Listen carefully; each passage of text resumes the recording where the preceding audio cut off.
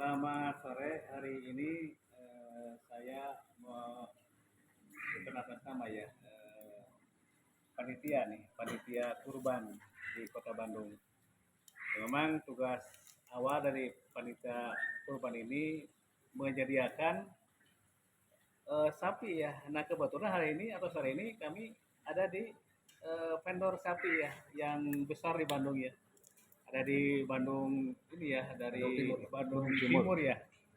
Ini kebetulan kami bersama Pak Haji Simet ya.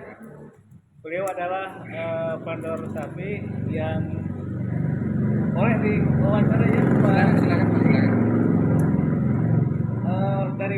Dari tahun berapa nih Pak Haji bergerak di jual beli sapi? Ini sudah lama Pak, jadi sejarahnya itu kalau lihat ke belakang kita sejak tahun 2008 sudah. 2008 ya. Ya, cuman karena waktu itu masih sambilan, ya apa namanya penyediaan sapinya itu belum sebanyak sekarang. Lama kelamaan ya akhirnya sekarang jumlahnya sudah hampir 320 ekor. Ada 300 ekor nih hari ini tersedia sapi di Pasimet ini ya. Kira-kira kisaran berapa nih Pak Haji? Karena kebanyakan DKM itu atau iuran ya, DKM itu untuk kemodoli rata-rata antara 3 juta sampai 3 juta setengah. Jadi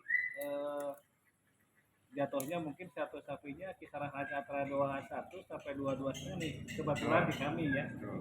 Nah, boleh ceritakan berapa kisaran sapi yang bisa yang tersedia ini ya? Yang kita tersedia memang kita sesuaikan dengan kemampuan menjadi di beberapa masjid.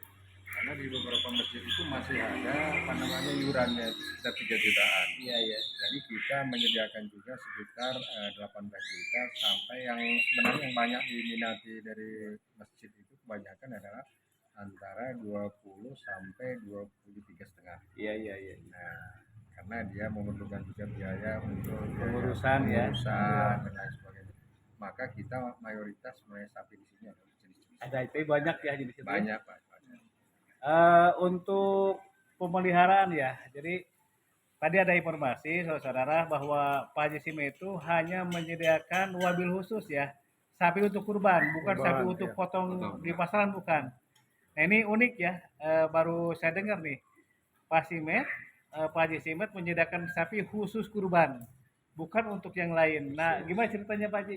Jadi memang niat kita dari awal waktu itu adalah sapi kurban, khusus kurban. Oleh karena itu makanya nama ini pun kita sebut rumah sapi kurban Ar-Rahman. Ar-Rahman ya. Jadi Ar-Rahman. Jadi kita memang ini udah kita apa namanya istilahnya udah kita sebarkan nama-nama ininya adalah rumah sapi kurban Ar-Rahman. Jadi memang diperuntukkan khusus untuk kurban saja. Yeah. Jadi pun kalau ada misalnya perlu misalnya untuk potong misalnya untuk hari raya itu kita tidak. Oke. Ini unik nih saudara, rumah sapi kurban Ar-Rahman. Artinya setahun sekali nih beliau bisnisnya ya, kalau di sisi bisnis ya.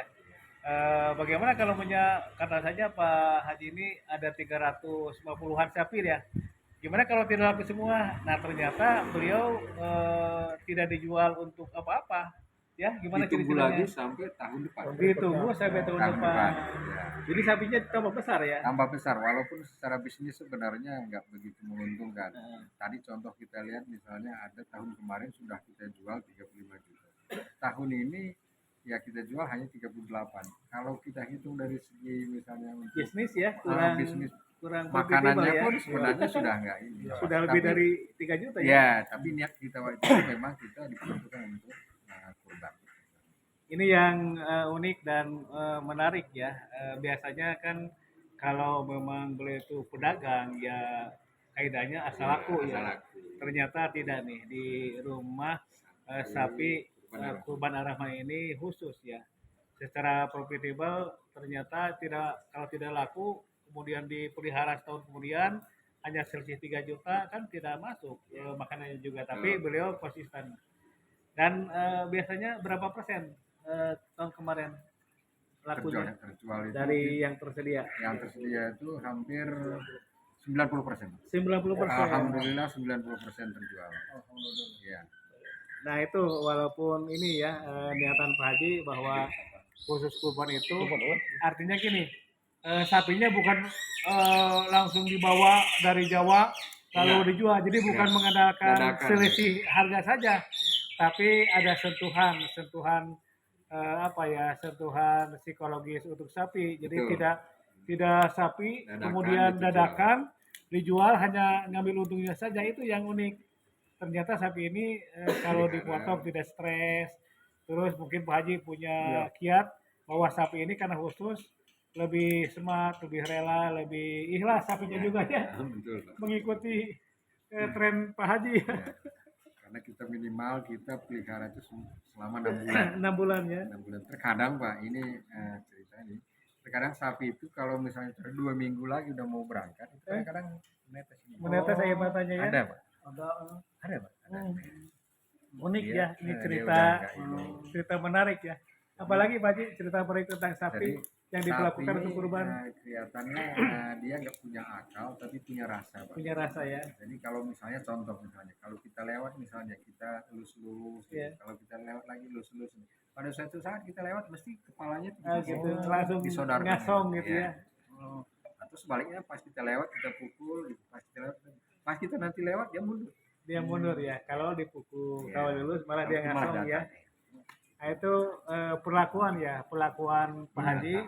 khusus untuk sapi kurban itu beda ya. Iya. Beda dengan sapi potong, sapi perah atau sapi apapun. Ternyata rahasia Pak Haji untuk memperlakukan sapi kurban itu smart ya. Artinya secara psikologis walaupun hewan, tapi mungkin lebih rela dipotong untuk kurban daripada untuk dijual ke pasar ya Pak Haji. Kejagal.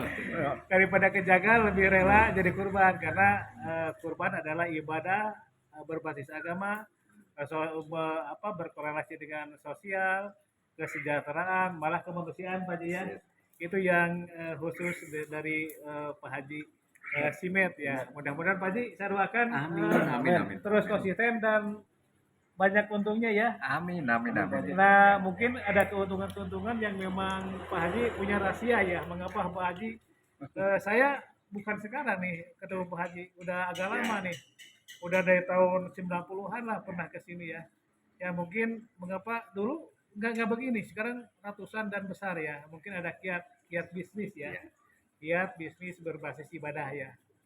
Mungkin Pak Haji ada keuntungan yang apa gitu ya untuk kesejahteraan dan kemanusiaan atau sosial keagamaan, mungkin ya ada rahasia Pak Haji. Jadi begini Pak, kita memberikan kemudahan terutama ke panitia masjid. Iya. Jadi misalnya panitia masjid itu kadang-kadang untuk memilih sapi itu kan dia belum punya mudohinya itu belum daftar. Belum ada yang daftar. Sehingga kita biasanya misalnya tahun kemarin misalnya jumlah sapi kurbannya ada 12.